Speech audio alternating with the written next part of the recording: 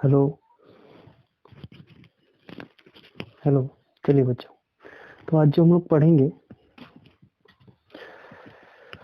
आज हम लोग पढ़ेंगे वेक्टर के बारे में। ठीक है, उस दिन तो हम लोग पढ़ रहे थे, पढ़ते पढ़ते जो हुआ था क्या, कैमरा का जो स्पेस है वो फुल हो चुका था, इसलिए उस दिन पूरा हम लोग वेक्टर के बारे में नहीं जान पाए थे। ठीक है, चलिए आज हम लोग जो शुरू करेंगे वो वेक्टर के बारे में पढ़ेंगे। सबसे पहले आज जो हम लोग शुरू कर रहे हैं वेक्टर। वेक्टर, तो गुड मॉर्निंग बच्चों, आज हम लोग शुरू करने जा रहे हैं वेक्टर। सबसे पहले आप मेरे चैनल को सब्सक्राइब कर दीजिए ताकि आपको पूरा फिजिक्स 11th एंड 12th का दोनों का जो फिजिक्स का नोट्स है, नोट्स भी मिलता रहे। नोट्स के लिए आप क्या कीजिए, मेरा एक चैनल है टेलीग्राम में, चैनल का नाम है कमल फिजिक्स क्लासेस। उसमें जाकर आप चैनल को सबसे पहले सब्सक्राइब कर लीजिए। ठीक है, वहां पर आपको नोट्स मिल जाएंगे। उसके बाद बाकी आपको समझने के लिए ये वीडियो देखना पड़ेगा। ठीक है, डेली हम वीडियो अपलोड करते रहते हैं। अगर आप चाहते हैं कि वीडियो आपको सबसे पहले मिले, इनका नोटिफिकेशन मिले, आप देख पाए, तो इसके लिए आपको मेरा चैनल सब्सक्राइब करना पड़ेगा। चैनल को सब्सक्राइब कर दें और अपने दोस्तों को भी बताएं। ठीक है, और दोस्तों को भी जाके बताएं कि जो कमल फिजिक्स क्लासेस में है, फिजिक्स बहुत ही आसानी से समझाया जाता है। ठीक, तो चलिए अब हम लोग शुरू करते हैं। उस दिन हम लोग पढ़ रहे थे वेक्टर। क्या पढ़ रहे थे? वेक्टर। सबसे पहले हम लोग ये जान लिए थे उस दिन, डिफाइन कर लिए थे वेक्टर को कि वेक्टर कहते किसको है। हम लोग उस दिन ये डिफाइन किए थे कि वेक्टर हम उसे कहते हैं जिसमें मैग्नीट्यूड के साथ साथ क्या हो, डायरेक्शन भी हो, उसे हम वेक्टर कहते हैं, सेम एज डिस्प्लेसमेंट। ठीक है, चलिए अब हम लोग वेक्टर का सिंबल देखते हैं। क्या देखते हैं? सिंबल।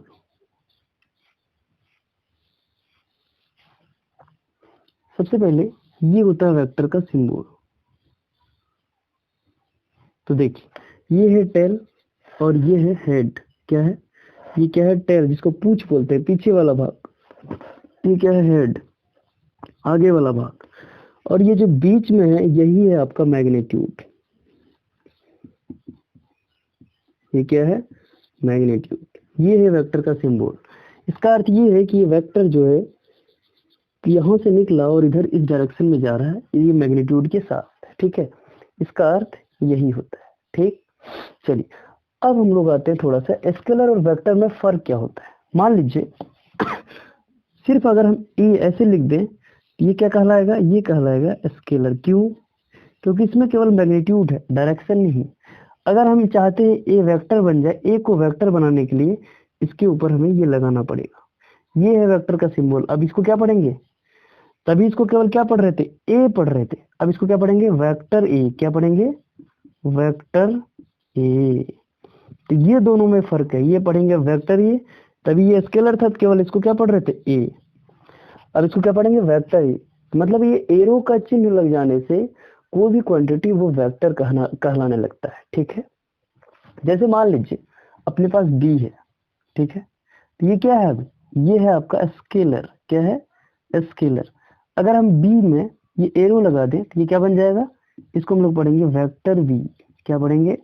Vector B. ठीक है, चलिए यहाँ तक तो बिल्कुल ठीक है। अब हम लोग थोड़ा सा एडिशन वेक्टर के बारे में थोड़ा सा पढ़ लेते हैं। अब इसको इरेज कर दें। जो समझ चुके होंगे, ये है वेक्टर का आपका सिंबल। यहाँ से इनिशिएशन हुआ, ये वेक्टर यहाँ से जन्म लिया और यहाँ से इस डायरेक्शन में जा रही। ये बोलते हैं हेड और इसको बोलते हैं टेल। ये बीच वाला पार्ट क्या होता है? वेक्टर का मैग्नीट्यूड। और यही है वेक्टर का सिंबल। क्या है? यही वेक्टर का सिंबल। ठीक है, चलिए बच्चा अब हम इसको इरेज कर देते हैं। अच्छा, उस दिन ऐसे ही पढ़ा रहे थे हम लोग, इधर पढ़ाते जा रहे हैं, इधर जो है वीडियो रिकॉर्डिंग खत्म हो रहा था। ठीक है, चलिए तो हम लोग क्या करेंगे अब? एडिशन वेक्टर के बारे में पढ़ें। सबसे पहले हम लोग ये जानेंगे कि वेक्टर को जोड़ते कैसे। चलिए, जैसे मान लीजिए अगर कोई स्केलर क्वांटिटी है, स्केलर क्वांटिटी अगर हमें उनको जोड़ना है तो हम क्या करते हैं? केवल उनका मैग्नीट्यूड जोड़ देते हैं, बस ऐड हो जाता है। मतलब सिंपल अलजेब्रिक सम करते हैं उसमें, है ना। लेकिन अगर कोई वेक्टर क्वांटिटी है तो क्या करते हैं? वेक्टर क्वांटिटी को जो ऐड करने के लिए, वेक्टर क्वांटिटी ऐड करने के लिए हमें मैग्नीट्यूड के साथ साथ उनका डायरेक्शन भी देखना होता है।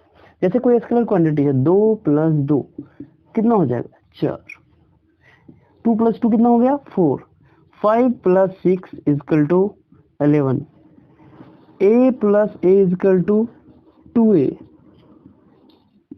ऐसे कर दिए, ऐसे ही होता गया है ना। बट चूंकि ये स्केलर क्वांटिटी था ये, इसको जोड़ने में कोई तकलीफ नहीं है, ठीक है।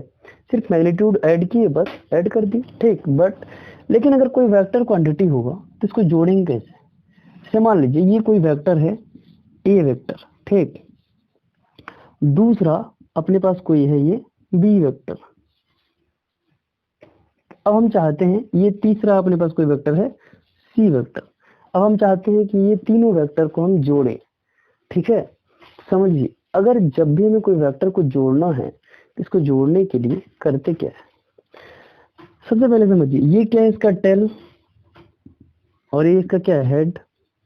बी वेक्टर का ये क्या है हेड, ये बी वेक्टर का क्या है टेल, ये सी वेक्टर का क्या है हेड, और ये सी वेक्टर का क्या है टेल। अब समझिए, अब हमें तीनों वेक्टर को ऐड करना है।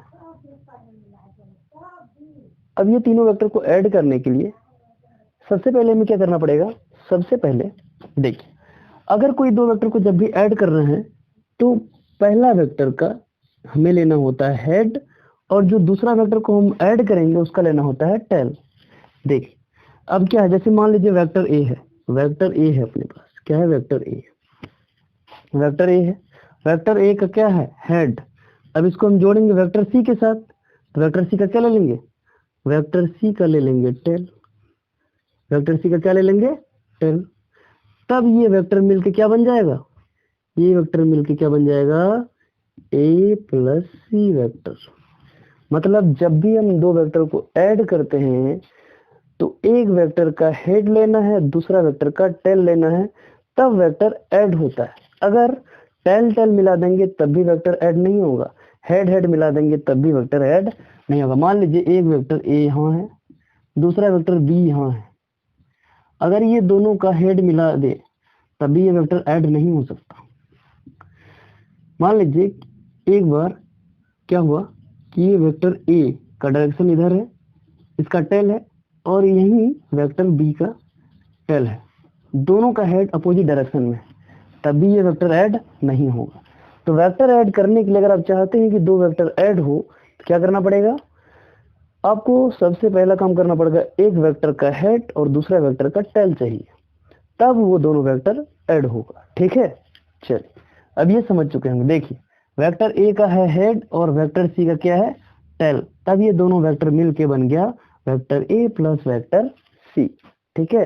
ये कहलाएगा आपका रिजल्टेंट वेक्टर। क्या कहलाएगा? Resultant vector. अच्छा, इसी को हम लोग ट्रायंगल लॉ भी बोलते हैं। इसी का क्या नाम है? Triangle law of vector addition. क्या नाम है? Triangle law of vector addition. क्या होता है? क्योंकि ये जो देखेंगे ये ट्रायंगल की तरह बन चुका है, एक ट्रायंगल बन चुका है, और ट्रायंगल में दो साइड सेम ऑर्डर में है, बट रिजल्टेंट साइड जो है थर्ड साइड वो अपोजिट डायरेक्शन वाला ऑर्डर में है। थर्ड साइड क्या है? Opposite direction. ये इसके ऑर्डर में नहीं है। थर्ड साइड को ये first second side, third side को इस डायरेक्शन में होना चाहिए, बट जो रिजल्टेंट वेक्टर है वो इस डायरेक्शन में। तो यही कहलाता है आपका क्या? Triangle law of vector addition. क्या कहलाता है? Triangle law of vector addition. अब वेक्टर को ऐड करना सीख गए होंगे, ठीक है। चलिए तो सबसे पहले हम लोग लिख लेते हैं triangle law of vector addition को।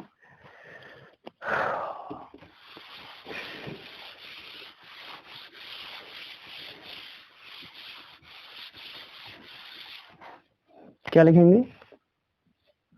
Triangle law of vector addition. अभी तुरंत हम लोग समझे थे कि triangle law of vector addition क्या होता है। सबसे बड़ी बात ये कि लिखने से कुछ नहीं होता, सबसे पहले आपको समझ में आना चाहिए कि वेक्टर है क्या, वेक्टर को ऐड कैसे करते हैं।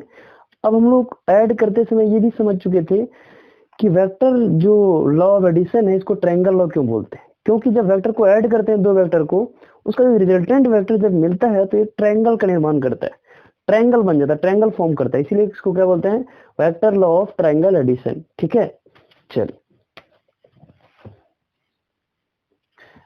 If two vectors like A vector and V vector are arranged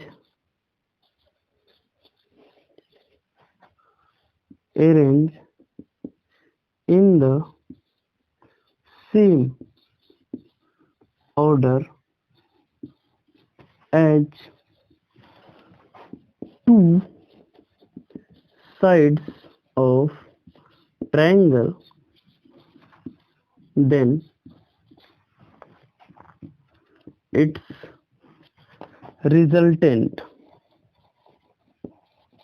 vector will be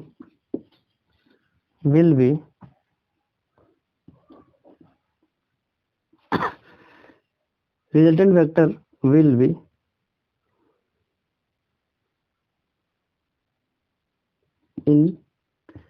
will be seen as third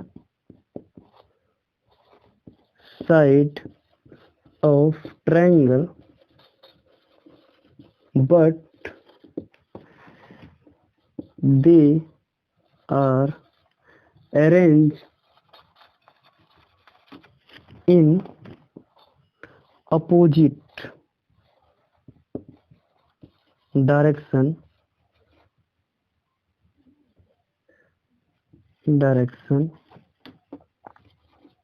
as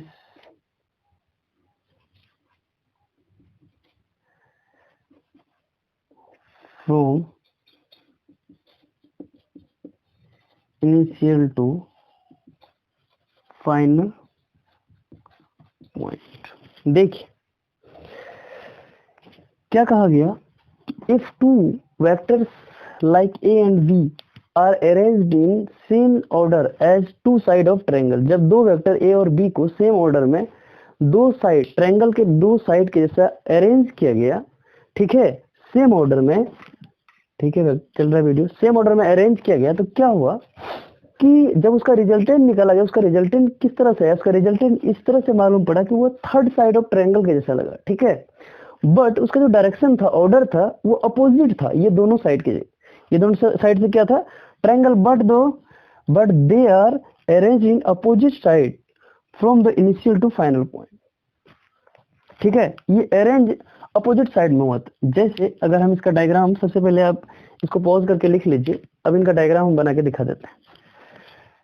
क्या कहा गया था सबसे पहले समझिए, if two vector like vector A and vector B are arranged, then its resultant will be resultant। देखिए जब vector A और वेक्टर बी को अरेंज किया गया, तो इसका जब रिजल्टेंट हम पता किए, तो रिजल्टेंट से ये पता चला कि इसका रिजल्टेंट वेक्टर जो है वो अपोजिट डायरेक्शन में, अपोजिट ऑर्डर में अरेंज है ना। जैसे ये इस ऑर्डर में गया तो इसका ऑर्डर इधर होना चाहिए, अगर हम इसको पॉइंट माने, पॉइंट ए बी और सी, इसका जो ऑर्डर होना चाहिए पॉइंट सी से ए होना चाहिए, बट इसका ऑर्डर देखिए पॉइंट कहाँ है, ए से सी है। तो और ये चूंकि देखने में रिजल्टेंट वेक्टर जब हम निकालेंगे देखने में ट्रायंगल बन जाता है, इसीलिए इसको बोलते हैं vector law of triangle law of vector addition. क्या बोलते हैं, triangle law of vector addition, triangle law of vector addition. समझ गए, आज आप पूरा समझ गए होंगे कि triangle law of vector addition क्या होता है, और ट्रायंगल ऑफ वेक्टर एडिशन क्या होता है, और जो वेक्टर को ऐड हम लोग कैसे करते हैं और रिजल्टेंट वेक्टर कैसे निकालते हैं। ठीक है, जब भी वेक्टर आपको ऐड करना है, ऐड करने के लिए आपको क्या करना पड़ेगा, एक का हेड और दूसरे का टेल चाहिए। ठीक है, तो धन्यवाद बच्चों, आज हम लोग यही समाप्त करते हैं। फिर अगला जो वीडियो होगा उसमें हम लोग ये पढ़ेंगे पैरेललोग्राम लॉ क्या होता है, और ये triangle law of vector addition जो है इसमें हम क्या करेंगे, प्रॉब्लम करेंगे, सवाल करेंगे। ठीक है, धन्यवाद।